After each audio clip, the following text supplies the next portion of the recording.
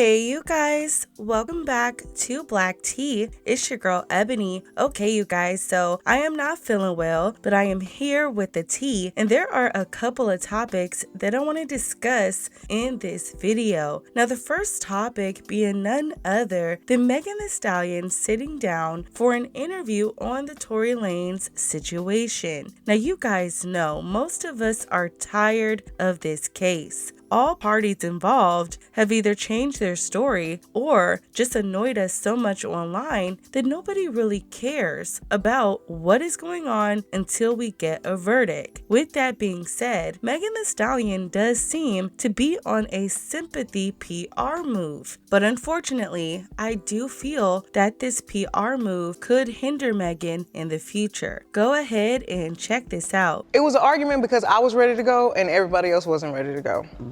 But that's like normal friend stuff. Like, we fuss about silly stuff all the time. But I never put my hands on anybody.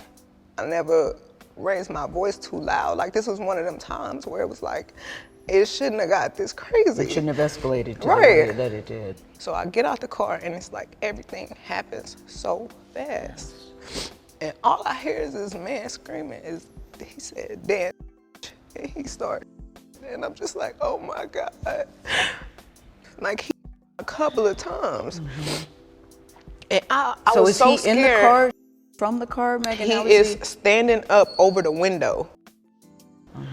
Now, the first thing that came to mind for me was the fact that Megan Thee Stallion used the same method as the Kardashians. You guys remember, they also sat down with Gayle King. And it almost makes you wonder, why is all this happening now? With that being said, people are reacting to this on social media. And let's just say there are mixed emotions. One Instagram user saying this: "I'm happy that she gets to speak her truth. I really like Meg. I just feel like if she's allowed to speak on it, then he should be able to do so as well. It's not exactly fair to let one narrative play out publicly. Y'all always screaming, protect our black women. But when it comes to this tragic Megan Thee Stallion story, it be so many people in the comments saying the most insensitive stuff. Like, nah, this is completely messed up. She didn't deserve this. Child, this was not a good idea. Her team is horrible for thinking this would ever be a good idea." Wow. So as you see, there are mixed emotions, and rightfully so. So let's get into it. During the interview with Megan Thee Stallion, it was very evident that this was an uncomfortable situation. You will notice this by her eyes kind of moving around, and then she also does something very, very interesting. Megan starts to play with her hair. This is a self-soothing mechanism. This is usually done when someone is uncomfortable. They can be upset. They can also be doing it to kind of get their mind out of where they are at the moment. During this time, she's really,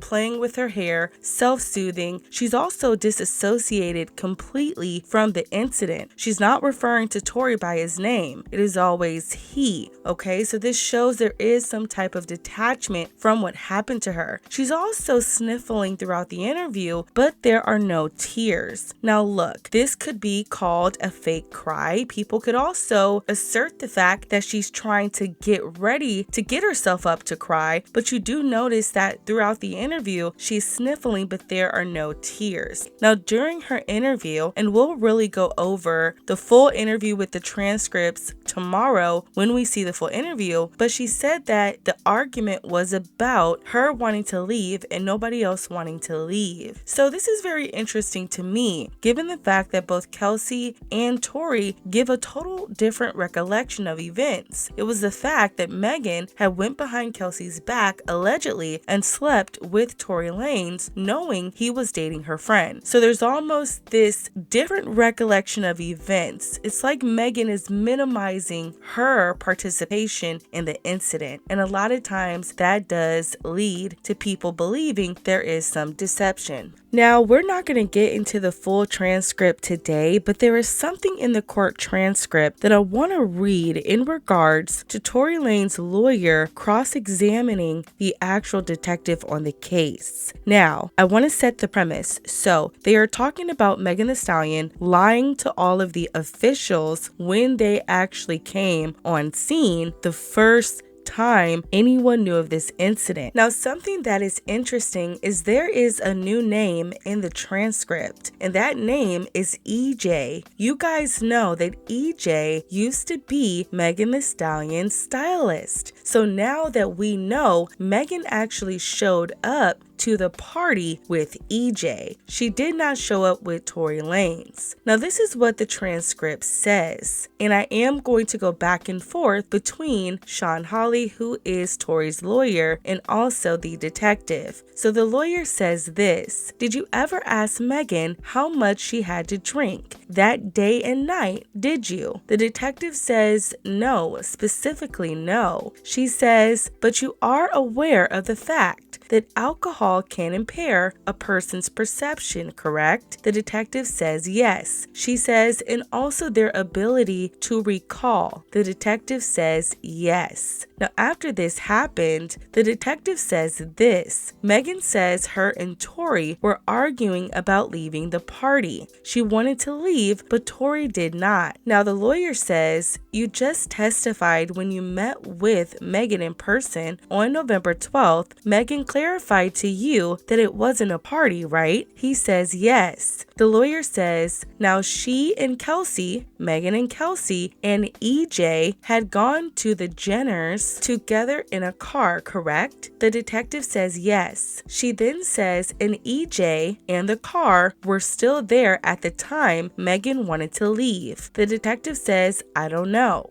Now, the lawyer says, you asked her about the fact that the person she came with was still there. Did you ask Megan why she wanted to leave with Tory? And she said it was a last minute thing, right? The detective says she did say it was a last minute thing. The lawyer says, did you ask Megan why she was arguing with Tory about not wanting to leave when she wanted to leave when the person that she came with was still there? The detective said no. The lawyer said, wait, it didn't seem relevant to you to ask Megan why she wanted to leave with Tory and not with EJ, the person she came with? He says no. Now, something else that's important is that the lawyer says this: did Megan ever tell you that at the end of the night or early morning when she was ready to leave, that she had EJ and Kelsey take all of her and Kelsey's belongings out of EJ's car and put them into Tory's car? Now, this is also important, you guys. Now, this is a bombshell right here. Did Megan tell you that the bodyguard drove her and Kelsey away from Kylie's house and they made it close to Megan's house when Megan asked the bodyguard to take her back to Kylie's house? The detective says no.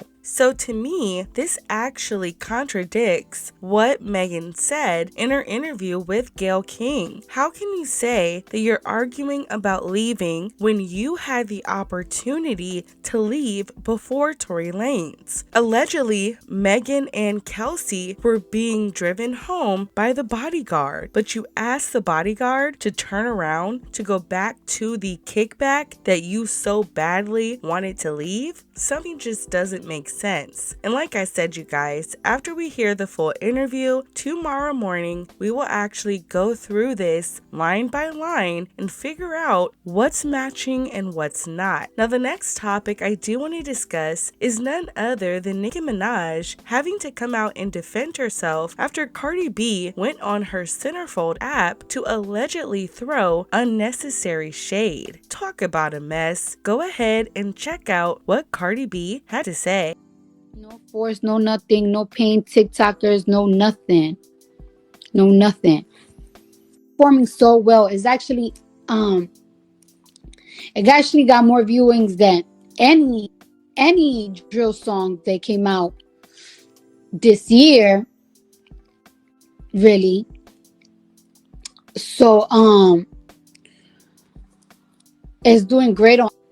Yes, shout out to Jason Lee. So as you see, the shade that Cardi B was throwing was unnecessary. However, Nicki Minaj definitely took to Twitter to defend herself. She said this, "These B words grouchy, like Oscar up out the trash can. Child, not her in a trash can. Child, allegedly. We Go Up is a 5-minute video, great from beginning to end. Song been out for weeks, with no backing from a label and no video. That's about to change. Barbs, love you. Barbs, thank you for telling me the We Go Up video wasn't on iTunes, Tidal, Apple, etc. I had no effing idea. We are on it now. Love you. Enjoy your day." A person says, "Yes, get it on radio. We got this. 500K videos on TikTok. It's viral. Nicki said, "Yep, videos I didn't pay for, asked for. Shout out to all those people doing them on their own. Love you." So I love the fact that Nicki Minaj wrapped her up in a quick bow and said, "Look, I'm not even going to address you. You're always grouchy and upset. And at the end of the day, I am not out here paying for TikTokers." Wow, Nicki really lives in some of these people's minds rent free. Talk about obsessed, in my opinion. Allegedly, in my opinion. O-P-I.